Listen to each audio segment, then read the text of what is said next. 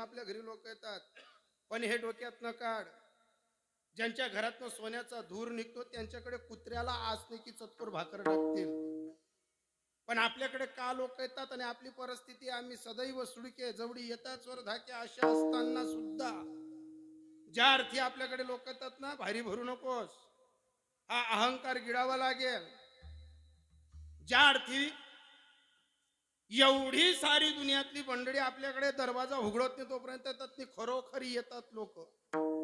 माणसाचं वागणं प्रेमी असू द्या, माणुसकी असू द्या, दयातीचे नाव भूतांचे पालन असू द्या, आपल्या वाणीमध्ये अतिशय गोडवा असू द्या, दिवस उगवत नाही तोपर्यंत आपल्या दारी जुत्ते निघतात. ग्रामीण भागातले लोक आहेत आपण, सकाळी सकाळी आवाज देतात, वहिनी मन भाऊ उठ ना का, मन दादा उठ ना का, आमना पोऱ्यां संबंध जुडासारखा आहे, तताना सोयरा फक्त भाऊंना विचारत, फक्त दादाला उठवाना दोनच शब्द बोलायचे.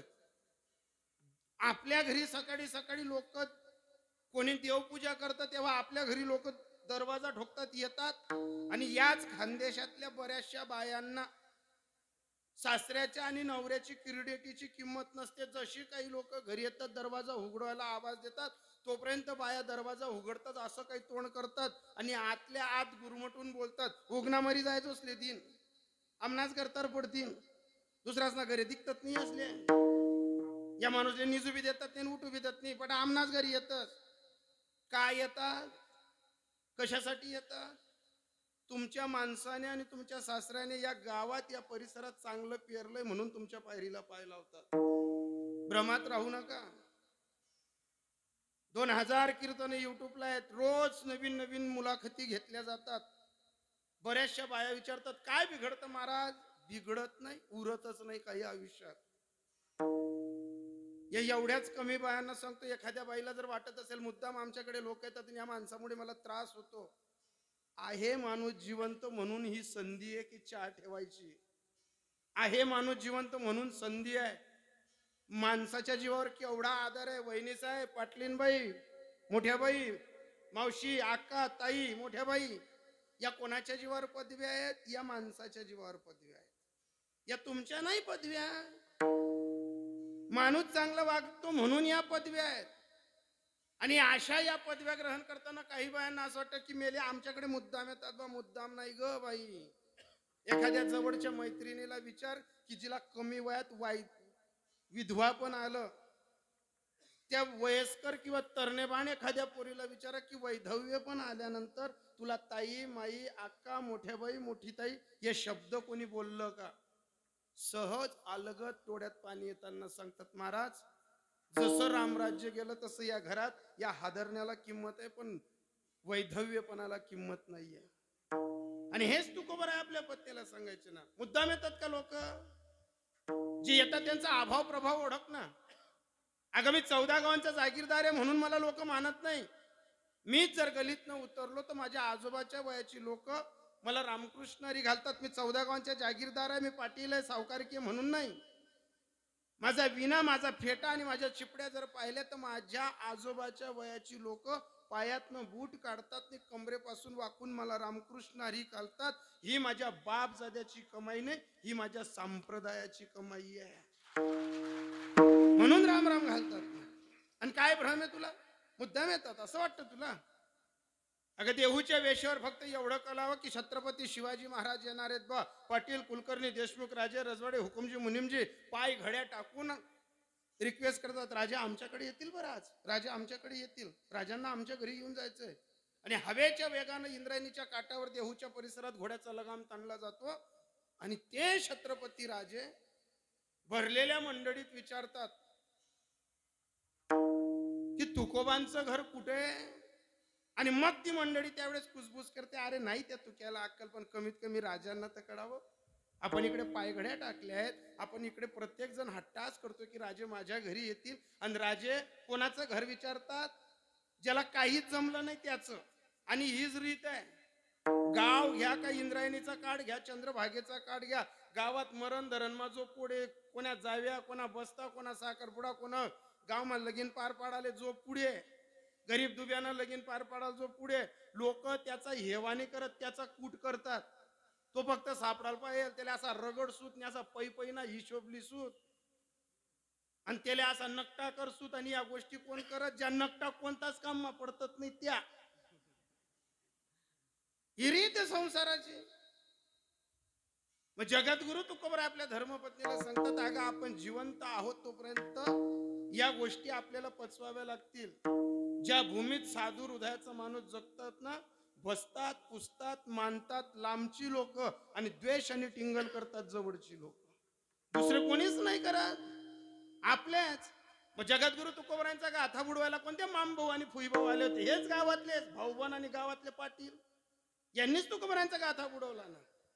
पण तरीही तुकोबराय आपल्या पत्नीला सांगत असताना, अगं त्याच मंडळीतला एक गृहस्थ सांगतो की राजा, ती तुळशी वृंदावन आणि तो भगवा ध्वज तुकोबरायांचं घर, एवढा मोठा राजा घोड्यावरनं खाली उतरतो, अनवानी पायानं आपल्या घरापर्यंत येताना आपल्या तुळशी वृंदावनाजवळ नतमस्तक होतो, ओट्याजवळ येऊन एकच शब्द विचारतो, आऊसाहेब बुवा आहेत घरी?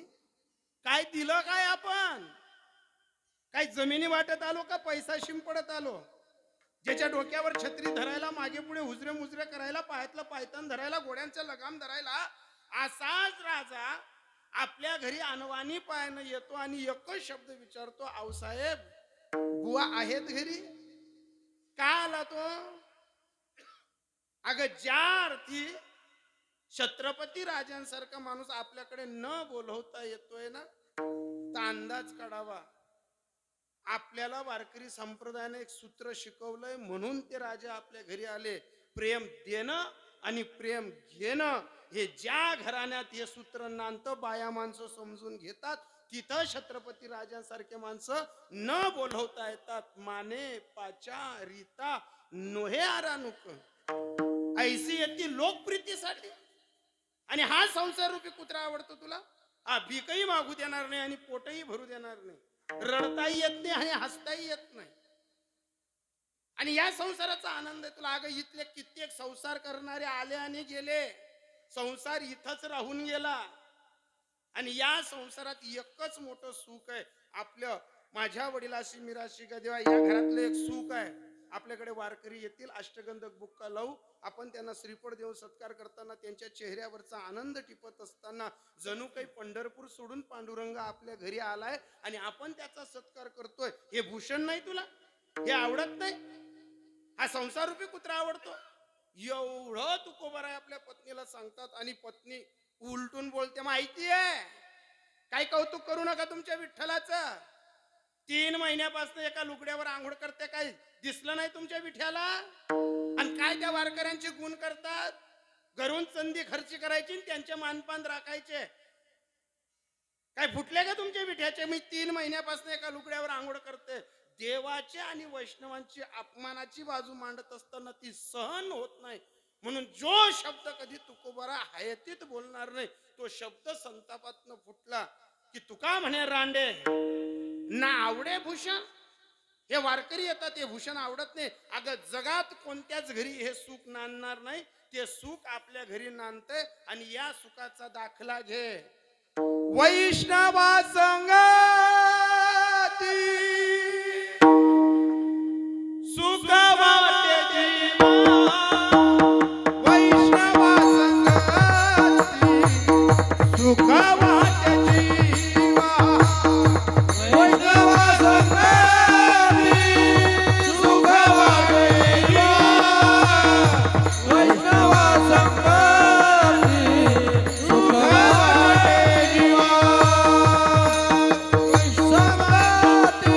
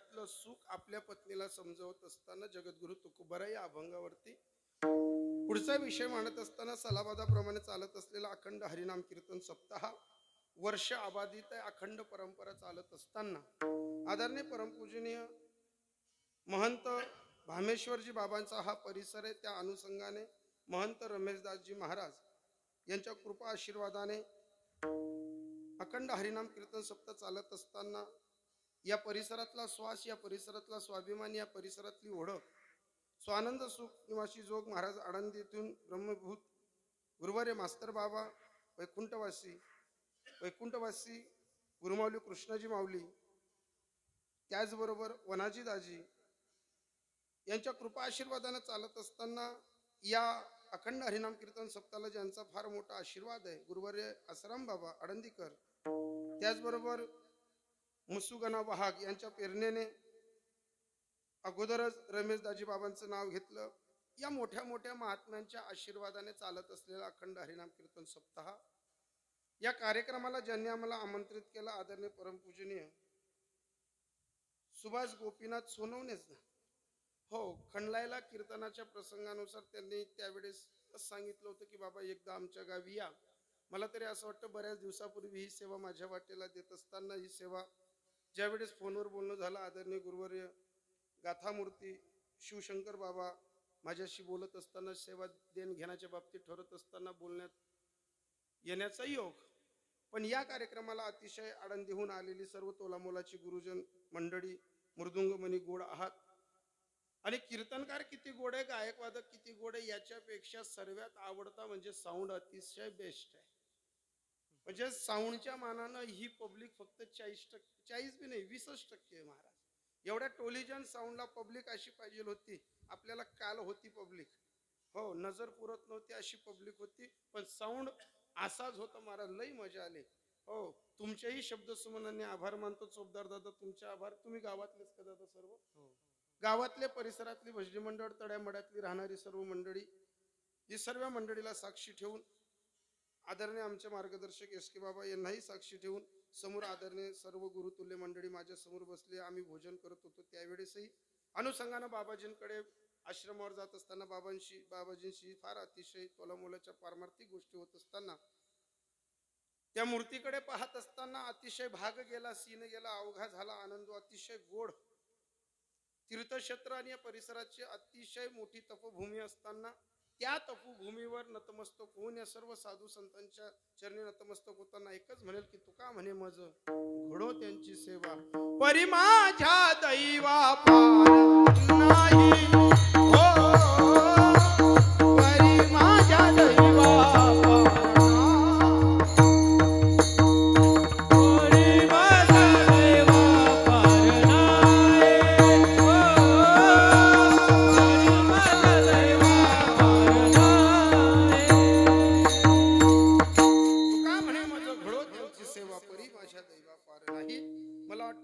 भोजन केलं तोही परिवार गोड होता.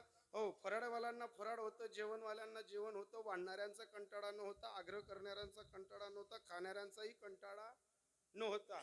हो, अतिशय टोले जन सर्व काही होतं. सर्व महाराज मंडळी अतिशय आग्रह करानं सर्व त्या घरातल्या सर्व मंडळींचेही आभार मानत असताना हा जो अभंग आहे जगद्गुरु तुकोबारांचा तुकोबार आहे. आपल्या धर्मपत्नीला सांगतायत, स्वतःच्या पत्नीशी 4 पद्धतीने बोलतायत. त्याला गुह्यम आख्याती आणि गुह्यम प्रोच्छेती म्हणतात.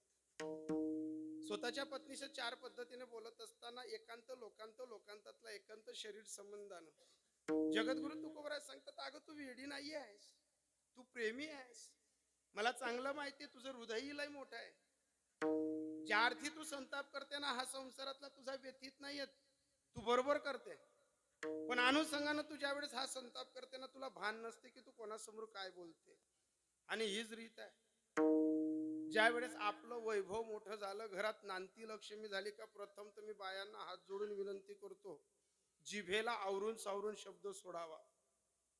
काही वेळेस आपल्या जिभेवरती सुद्धा काळ देवता, वाचा देवता बसलेली असते. ती कोणती गोष्ट कोणत्या वेळेस सिद्ध करून देईल सांगता येत नाही. पण जगद्गुरु तुकोबाराय आपल्या पत्नीला सांगतात, अगं हे बोलोबारायांचं घर आहे, एवढ्या मोठ्या घरात तुला परणून आणलंय, मी मोठ्या घरातला आहे. ज्या अर्थी आपल्याकडे दुष्काळ, आकाळ, हे दुःख आता हे सर्व पचवावं लागतील. कारण का, मोठ्या घराण्याला काही गोष्टी पोटात घालून चालावं लागतं. मोठ्या घराण्याच्या लोकांना जमीन घेतली तरी तोच आनंद आहे, जमीन विकली तरी तोच दुःखाचा डोंगर आहे. गरीबाच्या पोटी जन्माला या कोणी नाव ठेवणार नाही, पण मोठ्या बापजाद्याच्या घरी जन्माला येणं, ती प्रतिष्ठा टिकवणं फार मोठं कठीण आहे. बापाचं नाव जर मोठं असलं, सासूने जर चांगली क्रेडिट कमवलेली असली, बापाच्या विचारांनी बापाच्या पावलांवरती पाऊल ठेवताना दुष्काळ आकाळ अनेक संकट आली, जर यदा कदाचित पले असलेली 2-4 एकर जमीन विकावी लागली ना, लोक आपल्या बापजाद्यांपासून धुनत होतात, काय त्यास ना बाप हो, काय त्यास ना नाव आणि काय त्यास ना पोटे येल, इकी टिकी राहणार. जमीन विकायची तर काय कोणाला इच्छा नसते, पण ऐन वेळेस आपत्कालीन पदरी पडलेलं संकट कधी कधी आपल्याला काय उभं करायला लावेल सांगता येत नाही.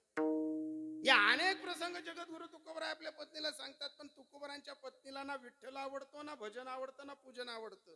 का आवडत नाही म्हणजे याचा अर्थ असा नाही की तिला विठ्ठल आवडत नाही, तिला विठ्ठलही आवडतो, भजनही आवडतं, पण डोक्यात एक भ्रम आहे, या विठ्याच्या पायऱ्या माझा माणूस बिघडला, या विठ्ठलाच्या पुढे माझ्या माणसाची सर्व संसाराची राखरांगोळी झाली, आणि संसाराची रीत आहे जसाल तसं भेटत नाही, आणि ते निता फिटत नाही. हा निसर्गाचा नियम आहे.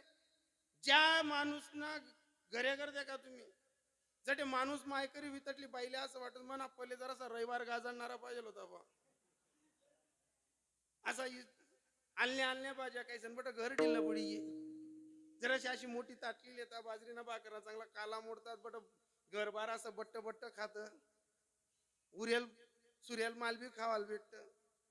एक कोणाला वाटतं ज्या बाईचा माणूस माडकरी आहे तिला, आणि जी बाईना माणूस अर्धी रातल्या सांगरा ना मला 2 अंडा तई दे उडास का नाही, ती बहीण महादेवले पाणी टाकता टाकता नवस करत महादेव तून पासला नंदी इथला सुधरी घ्या, म्हणा पले ना का मग सुधरत नाही, म्हणजे माणूस सांग ती बाई नवस करते की महादेव तुना पासला नंदी कसा असा टकटक तुना कडे कसं म्हणा नंदीच कसा असा गरमा काठी अंजील पाचवड, इथलं तिथलं बी उशिरा उठणं तर असं थायता यात खान बैल लागत कुद असतो, त्याला नंदी म्हणू का नवरा म्हणू का उशाना नाग म्हणू. आणि रीत माणूस गरीब बी असला तरी बाया एकच म्हणतात नाही उभीन कोबरा शेबर उशाना सोपा नाही, बरं इसताय काही बटेल असलेच नाही म्हणतीस, बरं आमना बी घरी द्या का तुम्ही, मला तर असा जैरी म्हणसती अहो गुन्हा नाही बुवा, कारण तुम्ही एकच गावनं पाणी पेलवर बत्तत नाही, मी तर 12 गावेच पाणी पिसन गरमा कुदस, तिला वाटतं. पण जगद्गुरु तुकोबराय आपल्या धर्मपत्नीला सांगतात, अगं काय बोलते जीवावर ना, बोलायला काय लागतं तुला, बाप जाद्यांपासून टिंगल करते, देवाची टिंगल करते, देवाला बोलते, आणि पत्नी का सुटते ना, बस झालं घरात आहे दानाने मिनमिरचीने काय चालले विठ्ठ्याच्या गोष्टी करायला, तो वरून काढा आतून काढा, काय त्याचं भजन आणि पूजन काय गुणगान करतात. आणि जशी पत्नी संताप करायला लागते तुकोबराय ठरवतात, आता ही बोलायला लागली ना, हिना नांदे लागापेक्षा भजन करायला निघत चांगलं. मग बरेचशी लोक जी बस स्टँडवर बसलेली असतात ना, आपण मालेगाव जाऊया तरी तठ्यास, सटाणा जाऊया तरी तठ्यास, कथाईन बी जाऊया तरी बस स्टँडवर काही काही वंडा वांडा उठत नाही, तठ्यास आपण त्याच विचारू कारण भाऊ घर निजास का नाही ना, घर घेऊ का मला असं खाऊ खाऊ समजिलो येणे जिजा माता येल घर नांदून दिराय निवा याऊ घरमा सुकना नाही. ऐका ना, जगद्गुरु तुकोबरायांनी ओळखलं, आता ही बोलायला लागली ना, हिच्या नादी लागायचं नाही.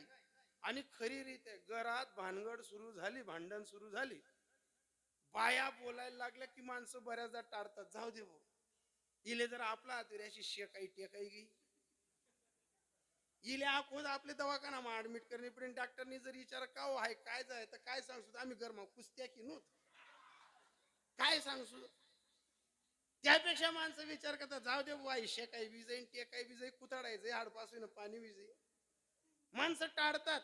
माणसं एकच विचार करतात, जाय तुला बाप मोठा, तुला खानदान मोठं, तुला बाप ना बाप मोठा, गजान तोंड काय कर. पण ज्या वेळेस माणसं बोलायचं घरात कमी करतात ना, बाया असा अनुसंग काढतात, या कणी आधी बोली नाही राहणार ना, या माल भ्यावायला लागल्या, या कणी माल चमकावायला लागल्या, आणि खरी रीत अशी असते, कोणताच माणूस बाईला घाबरत, फक्त माणसं एकच विचार करतात, जर इले संताप मग गुंगाडाई गी आई बौरापेक्षा जास्त गुरगुर फिरी. आणि माणसं काट आडतात बायांना मारणं, एकच विषय करतात माणसं. आपण 2 तास 3 तास घरात राहू, इले जर जोडपाई घे आई आपली बट्टी कशाला आपला दल्ला दल्ली सोर काढी, हाई त्यातले फुनकानागत शेकी बी काढीन टिकी बी दी दल्ला दल्ली सुकना नांदाल पाहायला बा म्हणे. माणसे बराच माणसे दात्या टायतस. आता आमच्या खानदेशात 15 दिवसापूर्वी एक काम चालू होतं. काय? तोर कापानं. तोर कापानं आमना चुलत काकानं काकून काय तोर कापता कापता इमाना हप्ता बरोबर ते घुसकणं का काही गोष्टी सोडते घुसकणं. जवळ टिचाडी काकानी आणि जवळ बनाडी आणि आय बंपर ना बंपर कटोडा मामा ये नाही असा आडा पाहिला सण कर काकुल उतारणं पडणं. बडा लोक विचारत कारण काय जाय काय नाही हो मवाई जुली गे म्हणे मवाय झुलेल आणि टिचाडेल वय कळत नाही का. मवाय झुलेल असं लाल पडस माणूस आहे नी पडेल येणार आहे. हिरवीगार पट्टा गेली तू पाचोऱ्याला घेऊन गेले. आता चुलत भाऊ आमचा डॉक्टर आहे ते तर टाकलं काकूला. त्या काकूला एकदम सूज मीज म्हणे. त्या काकूला विचारलं काय जाय काही नाही बा वावर मागितलं तिथलंच आहे म्हण तोंड चाले. काय सांगू ही बरं ताई म्हण तोंड चाले. आणि तेच ना तुम्ही बी फिरवतच वाटतं तुमच्याकडे बी फिरेल. त्या काकूंना विचारलं काय झालं म्हण तोंड चाले. त्याच ना हात चाले म्हणे बरं जाय उपकार करी लईनी.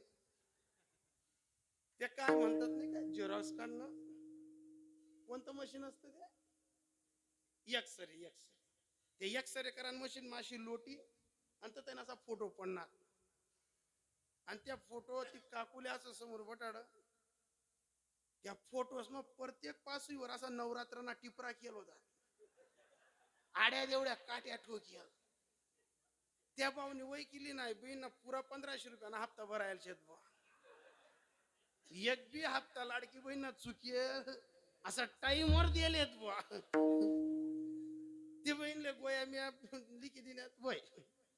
त्या काकाला बोलाव दवाखाना म्हणे कार काका काय जाय म्हणे तू वय केली ना 25 वर ना दणका उमटी घ्यात ना नाही म्हणे पण जाय काय म्हणे इतिहास मत पूछ आमना मा काय जाय ते विचार नको फक्त इले आड्या तेवढ्या सलाया लाव आणि संध्याकाळी इनी भाकरी टाकायला पाहिजे अशी कर. मी जर कोणागर बाजरीन पिटली सन गहू आमने भाकरी टाक द्या तर बाया म्हणते घरी कुताडत जा आमनागर बाजरीन भाकरी देत जाय. लोके टाचाटाचं बोलते. पती आणि पत्नीच्या भानगडीत लवलेश काहीच नसतो. पण जाणकार माणसं घरात दातीला इमोड करत नाही वाढवत नाही. तुकोबाराय शांत बसले काहीच नाही. पण तेवढ्यात आवाज आला वहिनी बुवा आहेत का घरी. आता आवाज देणारे संताजी महाराज जगनाडे सदुंबरहून आले. सदुंबराने जगनाडे महाराजांनी आवाज दिला ओ वहिनी साहेब बुवा आहेत का घरी. आता हा आवाज तुकोबरायांनी ऐकला पण तुकोबरायांनी ओळखला की विचार केला संतू पहिले जाते रेल्वे चिठी जायला तू काय शांतता कराल ना. पण तुकोबराई एक शब्द बोलले नाही. दुसऱ्याने आवाज दिला ओ बहिणी साहेब बुवा आहेत का घरी. आवलीनं तो शब्द ऐकला आणि संताप करायला लागली. बरं झालं ये ये ये तुझीच कमी होती ना आमच्या घरी. आता ये आता इथं थोडा वेळ विठ्ठल विठ्ठल कर. इथं आता भजन कर. इथं थोड्याशा विठ्ठलाविषयी चर्चा कर आणि या माणसाला कोणत्याही डोंगरावर घेऊन जाय. तुम्हाला मेल्यांना बाया पोरं दिसत नाही. 3 महिन्यापासून एका लुगड्यावर आंघोळ करते लेकरं पोरं दिसत नाही. अरे तडमडती तुमच्या रांडा जीवा नावे घालून या धोंडा उठी ती सुटी ती कुठी ती टाळ बोलताना शब्द फुटला लाजा नाही वाटत. आणि जशी संताजी महाराजांची लाज काढली बुवा ज्या देव्हाऱ्यासमोर तुकोबाराय भजन करायला बसले होते तिथलंच लोट्यातलं थोडं पाणी हातात घेतलं आणि लगेच आवाज दिला आवले भर भाऊबंदकीत माझ्या पाठीवर ऊस मारला मी एक शब्द नाही बोललो. नाना तऱ्हेच्या माझ्या विठ्ठलाला शिव्या दिल्या मी एक दिवस नाही बोललो. माझा अपमान भाऊबंदकी समोर केला मी एक दिवस नाही बोललो. पण लक्षात ठेव आपल्या घरी येणाऱ्या वैष्णव वारकरी माडकऱ्यांचा जर अपमान करत असेल आणि त्यांच्या जर लाजा काढत असेल, हातात पाणी घेतलं जर शिंपडलं ना, राग करून टाकेल. आणि मग आवलीच्या डोळ्यावरून आवरण निघालं, बाई माझ्या माणसाची एवढी किंमत आहे, पाणी शिंपडलं तर राग करून टाकेल. पण तो अधिकार माहिती होता संताजी महाराज जगणाऱ्यांना.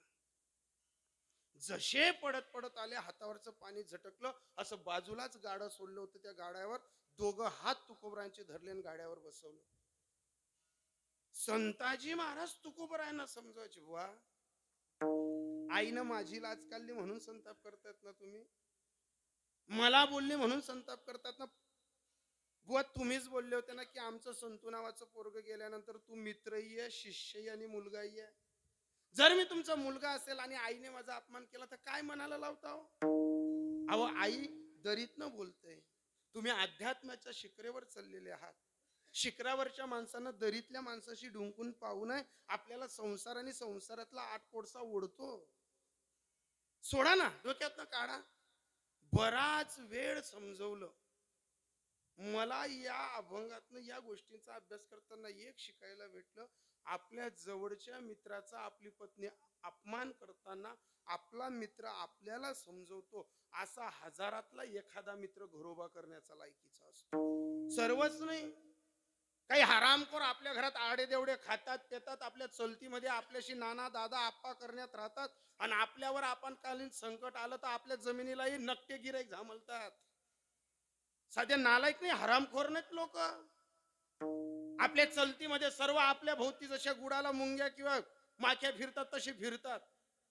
आणि ऐन वेळेस आपल्यावर काही संकट आलं तर हेच आपल्या घरी आडे देवडे चरणारे, आपल्या घरी फुगून खाणारे, आपल्या जमिनींना गुच्चूप गिराईक झामलत फिरतात कमिशनवर.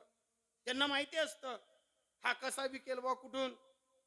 पण मिळवायचा असेल तर असा एकच मित्र मिळवा, संताजी महाराजांसारखा, की आपल्या पत्नीनं त्यांचा अपमान करावा पण संताजी महाराजांनी सांगावं, बोलू द्या हो, ते माझी आई आहे. या वृत्तीनं एकच मित्र करा, जास्त करू नका. सध्या छावा पिक्चरचं वातावरण आहे, त्याच्यात कवी कलश आहे, जिना भी तेरे साथ और मरना भी तेरे साथ. संभाजी महाराज आणि कवी कलशचा शेवटचा दृष्टांत साऱ्या मोबाईलवर आहे. महाराज मी तुमच्या जीवनातलं नमक आहे आणि संभाजी महाराज सांगतात तुम नमक नाही, तुम मेरे माथे का तिलक हो. असा एखादा मित्र पाहिजे ना. एवढ्या मोजक्याच बायात इथं सांगतो, तुम्ही एकच करा, जास्त काहीच करू नका. एखादीच मैत्रीण कमवा, जास्त मैत्रीण कमवूच नका. मी तर या मताचा आहे, बायांना मैत्रीणच नको. या गली आली मधल्या मैत्रिणी जायत का आपलं घर मा दुःख काढाले घर शिलगावले, या गली मधल्याच उदबत्त्या, या गली आली म्हटल्या जास्त नको. एखादीच मैत्रीण. पण पुन्हा एक संघर्ष आणि एक विनंती करून सांगतो, मी रोज समाज प्रबोधनाच्या कीर्तनाच्या माध्यमातून अफाट दुनियासमोर सांगत असताना आज कमी लोकांसमोर माझ्या ताईंना एक सल्ला देऊन जातो. घरात भानगड तंटा कितीही उद्या, सासू सुना महिनाभर झगडा, 15 दिवस झगडा, पण झगडत असताना तुमचा आवाज उंबरठ्याच्या बाहेर जाईल असं झगडू नका. बऱ्याचशा बाया म्हणतील काय बिघडतं, बिघडत नाही. तुमच्या सासऱ्याने आणि नवऱ्यानं जी क्रिडेट गावभर कमवली असते ना, त्या क्रिडेटीला तडा जातो, नाव ठेवतात मानस शत्रू. देख रे हाव काय लोक बैठका मोडी, हाव काय बैठकच माझाई, याला काय लोके बोलावतील. त्यावेळेस तुमच्या नवऱ्याच्या आणि सासऱ्याच्या विरोधातली लोक धुनत होतात, पाटील बुवाल जग व्याये आणि घरणी बाई अंगठा दाये. ही रीत आहे. म्हणून एकच सांगतो, जेव्हा काही वेळ आली ना, एकच मैत्रीण करा. जास्त मैत्रिणी करू या बाहेरच्या सुपर्णका मंथरा, या उदबत्त्या कवय आपला घर महिन्याचा आडा तेवढं दुःख एका टाकतीने गुच्चूप घर निघ जातील. सांगता येत हे एवढं प्रॉफिट का बोलतोय मी बी एक सवा लगीन करी दे केले. लगीन कर म्हणजे लगीन ना पहिले माणूसले ब्रह्मराज माय बी चांगली राज बाप, बाई बी चांगली राज, नाही रे म्हणा बाप. लगीन करायला का मग नितात फिटस, माय बी चांगली नाही आणि बाई बी चांगली नाही. या दोन्ही बी डिप्याशी लग्नात का आपल्या बापने नाही. उभ्या गुलाला तोडा लागण्यात का पोर नावना, पोऱ्या नावना, नवरा नावना डिवत असा धडा धड उडावतीस त्या डायरेक्ट. असा टोकर बी बिडू देत नाही तर लगून तडाक तड. हे एवढं का? मी आता 1 वर्षापासून मोठ्या गाडीवर फिरतोय. मी अगोदर असे 10-10, 15-15 दिवस या गावावर त्या गावावर कीर्तन करत होतो. घर कधी गहू बॅग ठेवत नाही तर लगून दल्ली बीकडे देखो दल्ली डायरेक्ट डेपना पोतानगत फुगेल. बाईकडे दे का डायरेक्ट कांदानी गुण टाच मारेल. एकदम झाडाला कांदा नका टाच. आपले विचार करणं पुढे या दोत रे का म्हणा दुईलू भूमी आते. पण घरातल्या प्रत्येक माणसाला वादविवाद मोडावा लागतो. तीच बॅग ठी देवानी आपको लगेच दलेल उठाडा ना अभि माडी जिले आपलीच माडीले उठाडी वाटाडी जेवाडो तर लगून साना खिडक्या दरवाजा पडदा बटा लाईल्यो मायनं जेवी सना कानी वहिनी का लगेच आपलं चित्रप जात जपेल रस्ता तर जाऊ. आपलं चित्रप कडे जावं लगेच तरी आवाज देव ताई ताई ताई मी येऊन चला ना. मग तो बपेलो पहिलवान उठस. मग तो उठ ना का तेल बी जेवाडो. आता माय जेवाडो आता बाई जेवाडो तर लगून या गली आली म्हटल्या उदबत्त्या जिसले माहित्रा जाऊ घर शिल्लक ना का असं दात्यास होतीन बुवा ते भांडान काठ्याच वाजतीन बुवा. त्या गली मधल्या उदबत्तीस पोट दुखत मग त्या काय करतीस असं दाखलं लेकरू कड्यावर लेतीस हात मग वाटी लेतीस अशा बागीस का आपलं घर पाहतीन पडदा बाजूले करतीन आणि लगेच आवाज देतीन वा बहीण तुमना घर काय शाक करेले गालना मुसळा कडाय माती तुमना घर बाजी आजवतीस नाही हाय कडाई बी चाटी पुशी खायचो वय. एक लक्षात ठेवा बाहेरच्या बाया आपल्या घरात शांतता लागू देणार नाहीत. एकच मैत्रीण करा तिचा खांदा असावा आपले अश्रू असावेत सांगितलेल्या गोष्टी पोटात सडायला पाहिजे पण बाहेर गोष्ट जायला नको. तुम्ही म्हणाला हा विनोदातला भाग सोडा. रात्री पहिल्याच प्रहरला सांगितलं होतं कौशल्य आई साहेबांनी आणि दशरथ राजांनी की प्रभू रामांना की सकाळी तुझेही ब्रह्ममुहूर्तावर कैकई माता आंघोळ करणार आहे. सकाळी चतुर्भुज हो तुला राज्याभिषेक करायचंय. जी आई राम प्रभूंवर अफाट प्रेम करायची त्या आईला अर्ध्या रात्री एका दाशीनं फितवलं. एका दाशीनं डोक्यात किडे पाडून टाकले. अग वेडी का हयतीवर दाशीच राशील राजाची आई हो ना. मला एक शिकायला भेटलं अर्धी रातले बाहेरनी बाई देवना मायले पिताडी गई. अरे तर आपल्या दल्लीच ना पहिले स्क्रूडील आहेत. अंडेर जवाई जर खाटवर गप्पा मारतीस तर बटा गावल्या सांगतीस बहीण म्हणा जवाई असा गुलुगुलू गप्पा मारा. आणि दुसऱ्या ती खाटवर जर अंडोर बटेल राहणार तर गटाना करते आमना टाइमला नाही होत आमना टाइमला नाही होत मग तुमना टाइमला काय होतं असं हिऱ्यास ना तलवाऱ्या काढी कुदानं होतं काय होतं. एक लक्षात ठेवा बाहेरची माणसं कधीही शांतता लागू देत नाही. पण हाच विचार संताजी महाराजांच्या निमित्तानं संताजी महाराज समजवतात आणि चालल्यानंतर ज्या गाड्यावर आवली तुकोबराय बसलेले आहेत कंठ दाटलायत आणि परमेश्वराची हितगुज करतायत बा पांडुरंगा. अरे तिचं काय चुकलं अपमान करताना. मी घरात काही कमवून जाणत नाही म्हणून संताप करते ना. पोटची पोरं तिला बिलकतात आई आई करतात खायला दे. पण तू अशी धड अवस्था केली ना धड मला प्रपंचाचा ठेवला ना धड अध्यात्माचा ठेवला. डोळे लावले का असा जवळ दिसतो डोळे उघडवले का असा लांब गेलेला असतो. कंठ दाटल्यानंतर संवाद पांडुरंगाशी करताना ज्या बाईला जाणण्याची भाषा तुकोबरायांनी केली होती ती बाई डोक्यातला राग विसरून त्याच गाड्यावर येते तुकोबरायांच्या खांद्यावर हात ठेवून सांगते बुवा चला ना जेवायला चला ना जेवायला. तुकोबा सांगत होते मला नाही यायचं जेवायला नाही येणार मी. आवली पुन्हा रिक्वेस्ट करायची बुवा चला ना जेवायला. या आवलीच्या जीवन चरित्रपटातनं धर्मपत्नीचा दर्जा आणि बायकोचा दर्जा ओळखला जातो. जी बायको असते ना ती नवऱ्याची वाट नाही पाहत. जी बायको असते ना नवरा मेला काय जगला काय खातो काय पितो काय तिला काळजी नाही राहत. पण धर्मपत्नी कुणाला म्हणतात बाई माझा माणूस जेवलेला नाही आणि त्याच्या अगोदर जर जेवली तर ईश्वर मला बरं नाही म्हणणार. माझा माणूस म्हणजे माझा पती परमेश्वर आहे. त्याच्या सोबत जेवणं आणि त्याच्या सोबत राहणं आणि त्याच्या विचारात जगून जाणं ही मोठी कौशल्यमय शक्ती आहे. आवली बोलवायला जात असताना पण याच्यातनं एक सांगतो इथं बसलेल्या माझ्या ताईंना बायको न होता धर्मपत्नी होण्याचा प्रयत्न करा. नवऱ्याच्या चेहऱ्यावरचा अभाव प्रभाव ज्या बाईला ओळखता आलं की माझा माणूस चलती ते का कडती ते अडचणी ते या गोष्टी जिला ओळखता आला ती धर्मपत्नी. आणि माणूस जेवणले पटना का जी रडी राहिनी, माणूस जेवणले पटताना जी बाई आसरू गायश एक नंबरनी डुप्लिकेट. ज्या घरात माणूस घराच्या बाहेर जाताना आणि नवरा जेवणाला बसताना जी बाई अश्रू गाडते तिथं लक्ष्मी नांदत नाही, तिथं लक्ष्मी पाणी नाही भरत. तुम्ही कितला बी महादेव बिजाडा कोल्हाच राही, घरना महादेव ना डोळ्यात मी पाणी काढशात आणि बाहेर ना महादेव 3-3 टँकर टाकी बिजाडशात. येडा आहे का महादेव? महादेव दिसाव नाही का? फक्त एकच होत, ही एवढ्या मोठ्या पुण्याच्या जागीरदारांची मुलगी आपल्या बापजाद्याचं नाव कमवण्यासाठी एकच केलं, तुकोबऱ्यांच्या खांद्यावर हात ठेवला आणि तुकोबऱ्यांना रिक्वेस्ट करते, बुवा चला ना जेवायला. मी नाही बोलणार बाई, आता मला आज कळालं की माझा माणूस देव झालेला आहे.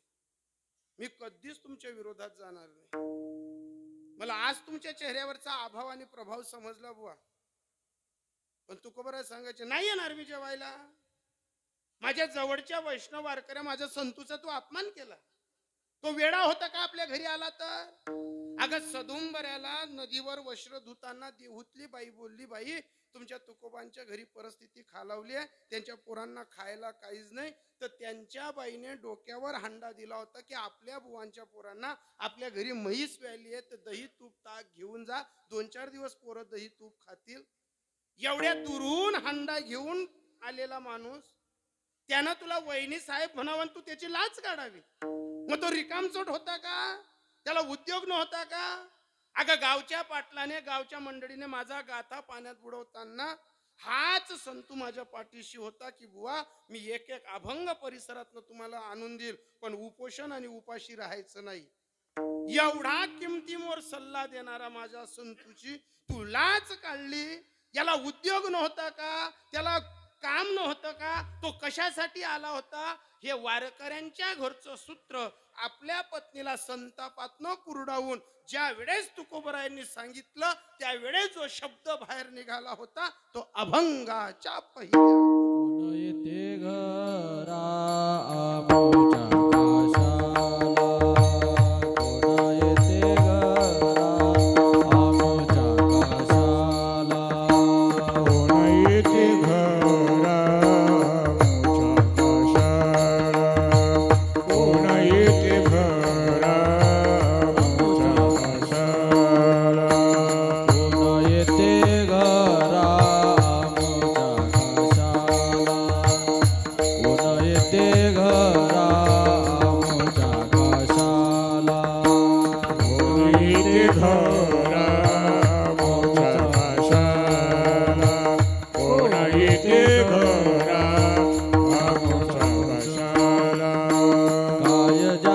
त्याला नाही धंदा, काय ज्याचा त्याला नाही धंदा, काय ज्याचा त्याला नाही धंदा, काही ज्याचा त्याला नाही धंदा. देवासाठी झाले ब्रह्मांड सोय रे, देवासाठी झाले ब्रह्मांड सोय रे, देवासाठी झाले ब्रह्मांड ठेवणे, देवासाठी झाले ब्रह्मांड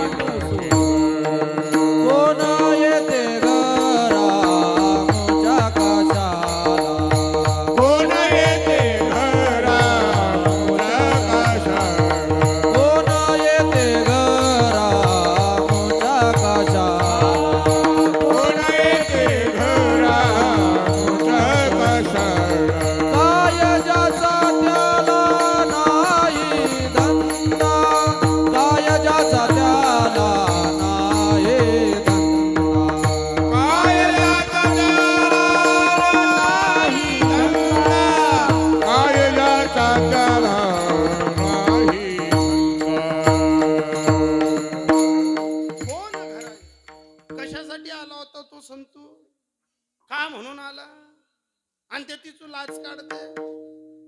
या संसारातनं काय सोबत घेऊन जाणार आहे? या संसाराच्या चित्रपटाबाबतीत ज्ञानोबरायांनी सूत्र मांडलं होतं की जेथे संसार चित्रपट उमटे, मनाचे मनोरूप पटू फाटे, मग सरोवर आटे मग कैसे प्रतिमा उमटे. अगं ज्या ठिकाणी ज्या सरोवरात पाणी दिसतंय ना, अंदाज काढावा की जिथं सूर्याचं चंद्राचं प्रतिबिंब उमटतंय की निश्चित पाणी शिल्लक आहे. आणि ज्या अर्थी आपल्याकडे दोन माणसं येत आहेत आणि आपल्याला सन्मान पत्रक देत आहेत, निश्चित अंदाज काढावा देवाची कृपा आपल्यावर होते. पण नाही कळत काही बायांना, नाही समजत. कधी माणसाची इमेज नाही, माणसाची क्रेडिट नाही कळत. मग ज्या घरी जेव्हा काही गोष्टी समजतच नाही, आवलीसारखा अघाटपणा होतो, तेव्हा तुकोबाराय सांगतात की देवासाठी झाले ब्रह्मांड सोयरे आणि कोवड्या उत्तरे काय वेच. बोलायला काय लागतं. मी बऱ्याच माणसांना सुद्धा एक सल्ला दिला, आपल्या सुद्धा वाणीतनं आपण पत्नीचा अपमान करून टाकतो. तुम्ही माझ्या समोर बसलेले तरुण माणसं नाही आहेत. प्रत्येक वर्ग इथून नजरा मारल्या तर 35च्या पुढचा माझ्या समोर बसलेला आहे. कोणाच्या घरात आज सुना नांदायला आलं असतील, नातवंड असतील, आपल्या धर्मपत्नीचा जाणूनही कदाचित न कळतही सुनांच्या समोर कधी अपमान करू नका की तुमच्या सासूला पहिल्यापासून अक्कल नाही, तुमच्या सासूला पहिल्यापासून जमलं नाही. ज्या दिवशी तुम्ही तुमच्या सुनांच्या समोर तुमच्या धर्मपत्नीचा अपमान करतात ना, त्या दिवशी याच सुना त्यांच्या माहेरी टिंगल करतात.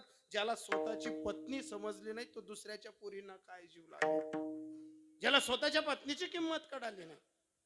या बायांना सुद्धा आग्रहाने सांगेल, ज्या माणसाने खांद्याला खांदा लावून कष्ट करत असताना तुम्ही ज्या दिवशी तुमच्या नवऱ्याबाबत एक शब्द बोलतात की या माणसाला पहिल्यापासून उमजलं नाही, या माणसाला पहिल्यापासून डोकं नाही, या माणसाला पहिल्यापासून अजिबात समजलं नाही, हे शब्द तुमचे मुलं आणि सुना ऐकतात, त्या दिवशी तुम्ही दोघांनी केलेले कष्ट झिरो होऊन जातं, किंमत नाही उरत. आणि प्रत्येक वेळेस 2-2 पावलं मागे सरका. ज्या माणसाला घर निभवायचं असेल ना, हा कलियुग आहे. बोलायला काही जाऊ घडतं काही, सांगायला काही जाऊ होतं काही. इथं हा तर जगद्गुरु तुकोबरांच्या गृहस्थी जीवनातला अभंग आहे. ज्या माणसाच्या 1-1, 2-2, 3-3 अभंगांचं पाठन करून हजारो माणसं 4-4 चाकींमध्ये गाडींमध्ये फिरतायत, त्या माणसाच्या घरचा हा भानगडींचा आणि दातींचा किस्सा आहे की त्यांची धर्मपत्नी ऐकून घेत नव्हती. जिथं आवली ऐकून घेत नाही, मग तिथं आपल्या बाया काय ऐकून घेते. पण प्रत्येक वेळेस 2-2 पावलं माग सरका. हेच मालेगावच्या खालच्या बाजूला कडवाडी आहे ना, तुमच्या सर्वांच्या परिसरात 1.5 महिन्यापूर्वी माझ्याच मित्राचा मुलगा 22 वर्षाचा होता, मालेगावला जिथं पाईप तयार होतो त्या फॅक्टरीत कामाला होता. 35,000 रुपये पेमेंट होतं. 4दा पोरानं मला घरी बोलवलं, म्हणे काका घरी आणावं. म्हटलं काय झालं रे श्याम. म्हणे काका माझ्या लग्नाच्या अगोदर माझी आई, मी जर चतकोर पोळी खाल्ली तर धुणं धुताना भाकरी टाकताना ओळखून घ्यायची की बेटा तू श्याम, तू जेवण कमी केलं, तुला ताप आहे, खोकला आहे, सर्दी आहे का रे. आणि ती आई काका लग्न झाल्यानंतर असा काय कहर झाला, काय दुष्काळ पडला आनंदाचा माझ्या घरात, ती माझी आई मला बोलते. म्हटलं होत असतं रे श्याम, आम्हीही लग्न केले, आई पत्नी सांभाळत असताना, परिवारातल्या या सर्व बाजू सांभाळत असताना. म्हणे नाही काका, तुम्ही 4दा घरी आले, मी तुम्हाला आता 6:30 किंवा 6ला फोन करतोय, मी गिरणा डॅमवर आलेलो आहे, माझा हा शेवटचा फोन समजा काका, मी याच्या पुढे फोन नाही करणार. म्हटलं काय झालं रे श्याम. म्हटलं तोच श्याम सांगत होता, म्हणे काका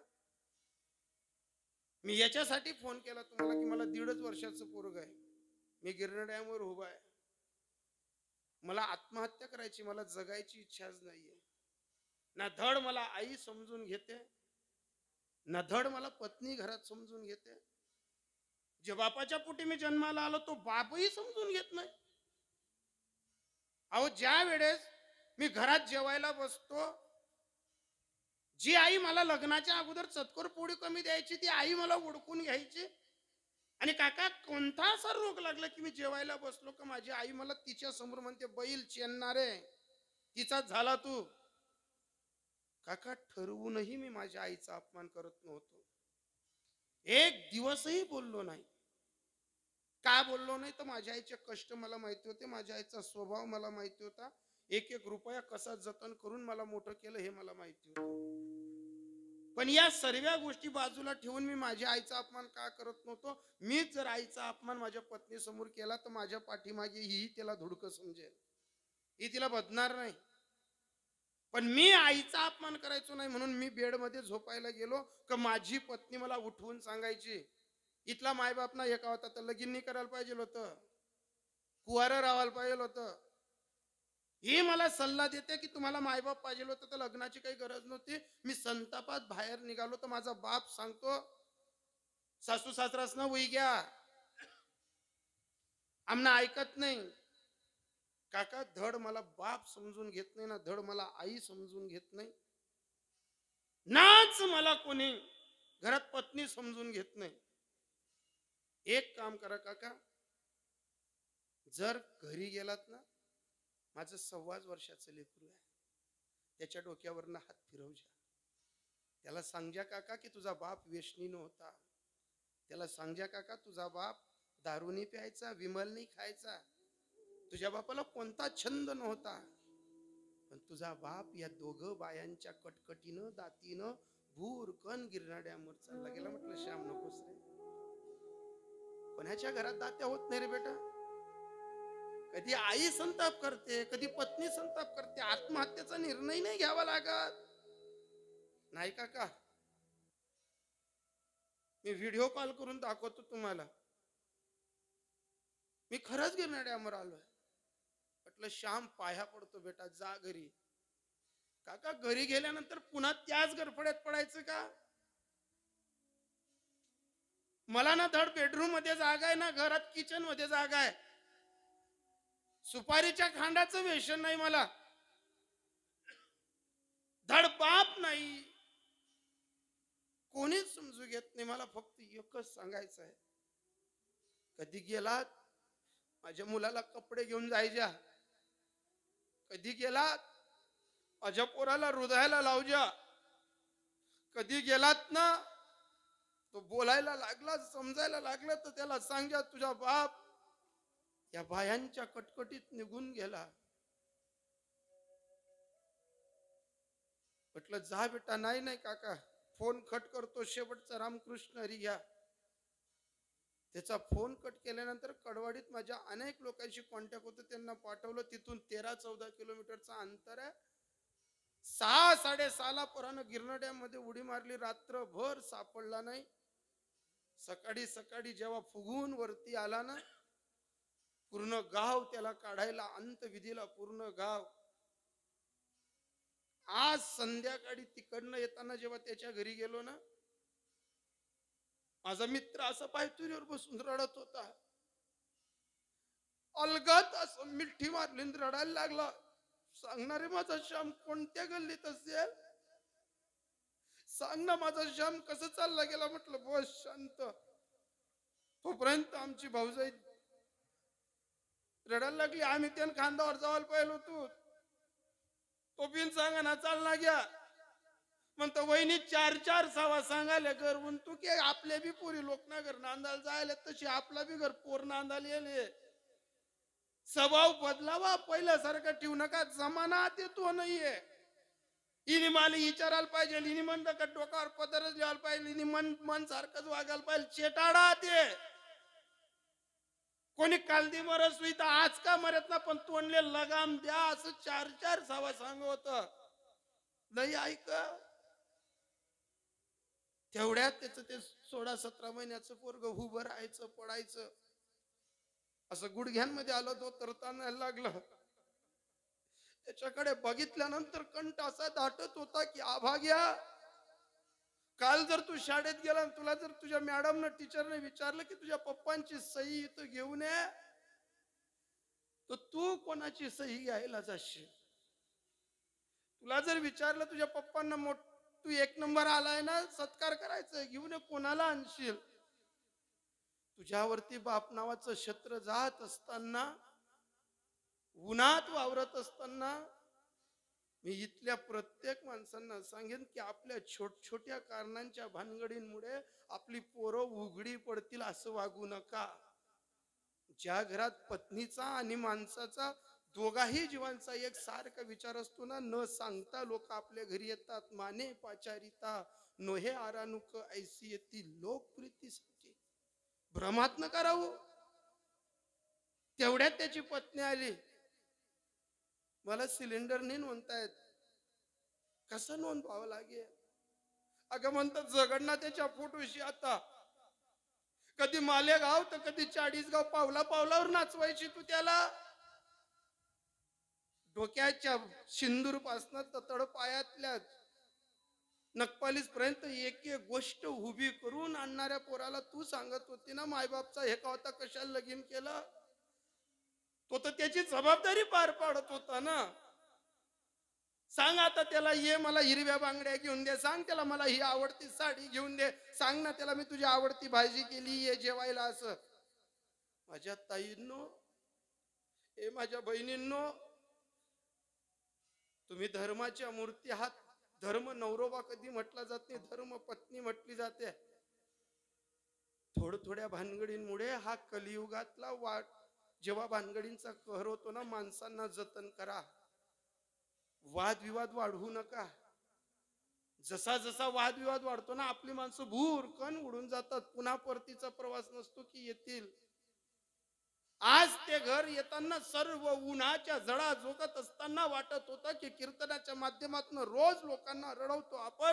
आज आपला श्याम सांगितलं पाहिजे. कोणाच्या घरातले तरणे बाण पोरं, कोणाच्या घरातले सासू सासरे, जर तुम्ही अबाधित विचाराचे राहिलात तर तुकोबरायांच्या घरी जसं शिवाजी महाराज न सांगता येतो, सावतोबांच्या घरी देव न सांगता येतो ना, आपल्या चांगल्या वागण्यानं सुद्धा एक दिवस देव आपल्या पायऱ्या चढायला येईल. माने पाचारिता नोहे आरानुक ऐसी येती लोकप्रीतीसाठी.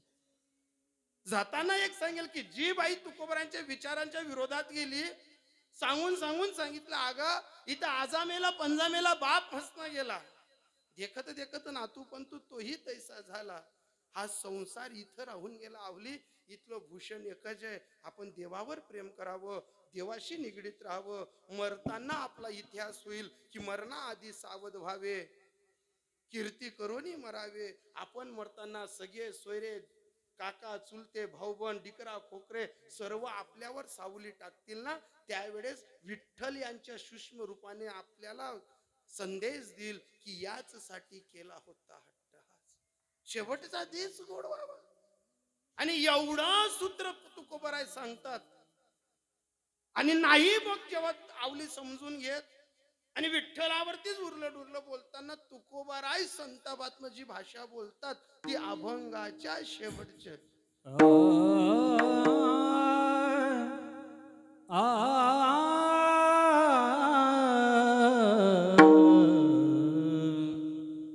तुका मने रांडे नावडे भूषण, तुका मने रांडे नावडे भूषण.